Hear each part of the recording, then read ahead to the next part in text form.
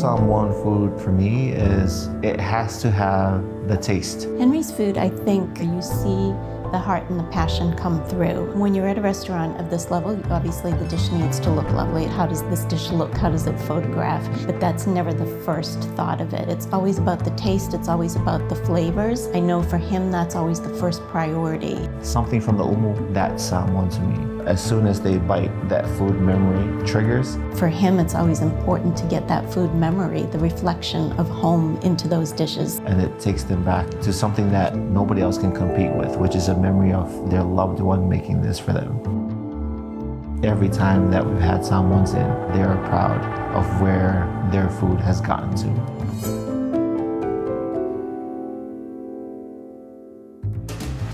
Talofa, my name is Henry. We are at 235 Parnell. This is the home of Tala Restaurant and of course Samoan hospitality. Tala means story in Samoa. Samoan food story hasn't really evolved out of the night markets and the takeaways here in New Zealand. We always thought of Samoan food as being a story that hasn't been told. The way that the menu looks right now is designed to do that, to the little chisel away, just little by little, what people might think Samoan food should look like. The one that's on the menu now is faiaife. We're cooking that one today. So faiaife is cooking octopus in its own juices in Samoa. It's a Samoan delicacy, but it's such a Samoan delicacy that, my grandma and grandfather would say, if you eat too much octopus, you will get warts, to try to scare us from eating it so that they can have it more. It's one of those great childhood memories of that fear. Is it really true if I eat too much of this? Will I get warts? And then having the conviction to just go ahead and eat it and enjoy it. It's one of my favorites. We'll see when we do it. Once I take it out of the umu, I strain the liquid that it's cooked in, and then I reduce that because I feel like I would get more octopus flavor. It's good. Cooking is a third career for me.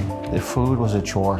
Food was an everyday chore. I didn't like it. You gotta wake up early, you cannot really play with your friends. You start preparing for the umu on Saturday and then wake up early on Sunday. It wasn't until I grew up a little bit that I realized how important those skills were and how transferable that kind of discipline was to everything else I was gonna do in life. Dancing, in the military, and then of course when you come into cooking, discipline. My wife, who's my business partner, her friend had an Italian restaurant in the United States. She said, my friend has a restaurant, you can just go in, see if you like it. First day in there, and oh my gosh. It was a mixture of adrenaline, fear, confusion, and chaos. You know that circus song? I'm just running around in circles. I don't know what's going on. You're put through that for 14 hours, and then somebody comes up to you and says, hey, good job. That was the hook. I knew this was something I wanted to do forever. So before that, I was a dancer. I did Polynesian show for Disney at a resort. Before that, I was in the Hawaii Air National Guard. It was 2014, me and my wife decided to have dinner at Meredith's restaurant, and then immediately I knew, there's more to this, especially when I saw that the chef was Samoan. He had the Samoan tats. What he was doing with food was just absolutely mind-blowing. And that was kind of the life-changing moment, I think, for Henry, of saying, this is a chef I want to learn from. He's doing something similar to what I would like to do and putting out Samoan food on a level that really hadn't seen before. After the dinner at Michael's, she saw a look in my face. She's like, we're moving to New Zealand, aren't we? And I'm like, yeah. My wife actually wrote a letter to Michael Meredith to see if I can get into the kitchen.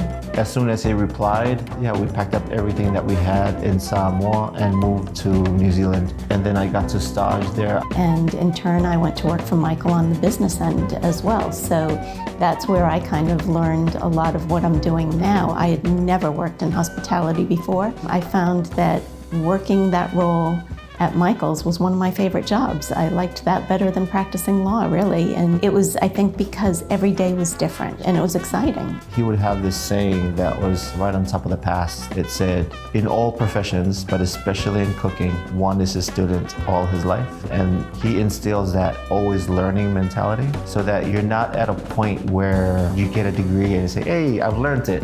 Cooking is not that. You have to be content with the idea that there's no ending to the journey that you're on. We knew that we were behind the curve as far as learning, me being a chef. But that's the easy part, is getting the skill. You just gotta put in the time and then the skill will follow. The hardest thing was everything that was outside my control. How people are gonna respond to it. Will it be well received? Will I mess it up for the next generation of Samoan chefs that want to open Samoan restaurants? That was the biggest fear. That fear still hasn't left yet. Have I ruined Samoan food forever, kind of a thing.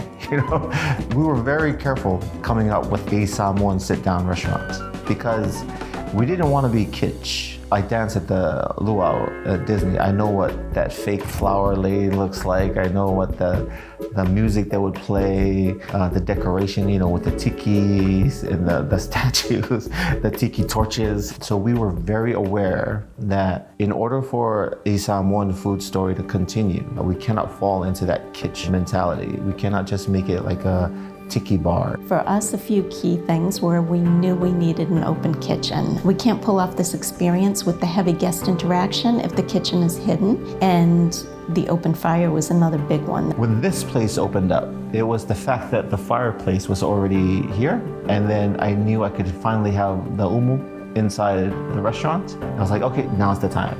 It's specifically for that, being able to have umu inside the restaurant. So when we lived with his parents, that was my first experience of ever seeing an umu, having experienced food cooked in an umu. And it was just fascinating to watch the preparation. We heat up the rocks. We use the rocks to build an oven. Put banana leaves on top, some burlap or canvas. Just the unique flavor that's imparted from that smoky, the banana leaf flavor that will come into it. The biggest thing that I look for is the taste. Is it tasting like home, and is it tasty? Tala is very unique, I think, in the guest experience. Food takes a restaurant so far, and food can be fabulous, but what puts it over the top is when they have a whole experience. And so for us, it was really important to think through all of those details. Our apafafano, the hand wash ceremony, is brought to the table for the guests at the end of their meal, and it will be our chefs in our front of house that will pour that while they clean their hands. The hand washing is more for the chefs, not for the guests. 3 things that are quite important to us, and that is servitude, which is kaukua, respect,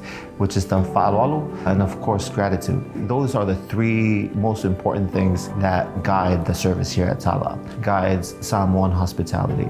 There is such a huge responsibility as a Samoan to host a guest. We are in the service industry. It is our job to serve. We should be grateful to be of service to someone else.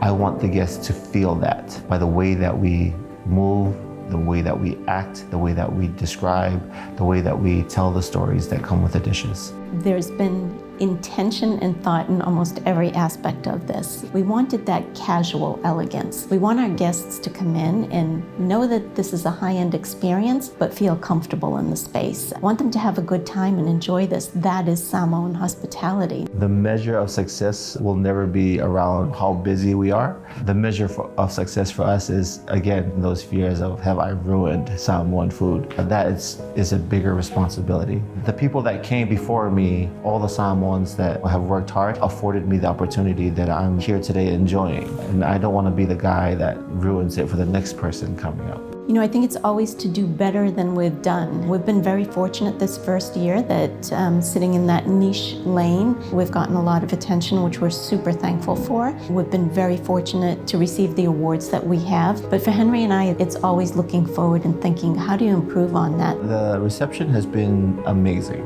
We've had Samoans cry. Not everybody's gonna cry here at Tala, but it's quite an emotional experience for them. As soon as they bite, that food memory triggers and it takes them back to something that nobody else can compete with, which is a memory of their loved one making this for them. Surprisingly, every time that we've had Samoans in, they are proud of where their food has gotten to.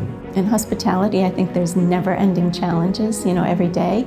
I think there's a short-sightedness in some sectors on how important hospitality is to the economy. A lot of people look at it as, oh, it's just a cafe or it's just a restaurant.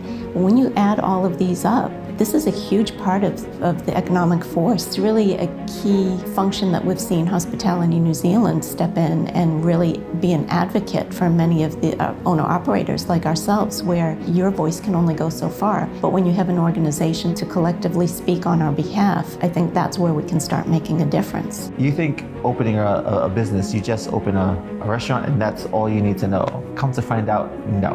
And all those little things, all those trainings I didn't think I need, Hospitality New Zealand does provide. People underestimate the value of being a member. Hospitality New Zealand has a wealth of information, courses available for staffing, and legal services. I can't imagine as an owner-operator, I'm coming into it from a legal background. I use my membership constantly to ask before I send out an employment agreement, is this the latest template? Is this okay? What do I do next if I have an issue? I think a lot of people operate blindly. They either think they're saving money by not becoming a member and maybe not realizing what these memberships can do for them, and they don't realize it until they have an issue that can really cost them. I think that's one of the key things that I would say to someone opening their own. Get your lease space and get your membership, because there's so much support that you need right there. We have someone to turn to who is an expert in that field and knows. We have to be aware that somebody has to come in behind us. We knew that we were going to create a price point for Samoan food that's going to be very high. The night market's at a very low price. So that gap in the middle is something that we knew we wanted to create, so that the next person coming up, you have a hole in the market now. Whoever comes up next, that's the one that's going to really propel Samoan food. And that person is going to be a huge, huge star. And I can't wait for them to come along, man. I'm serious. That's what I hope would happen from me opening Tala.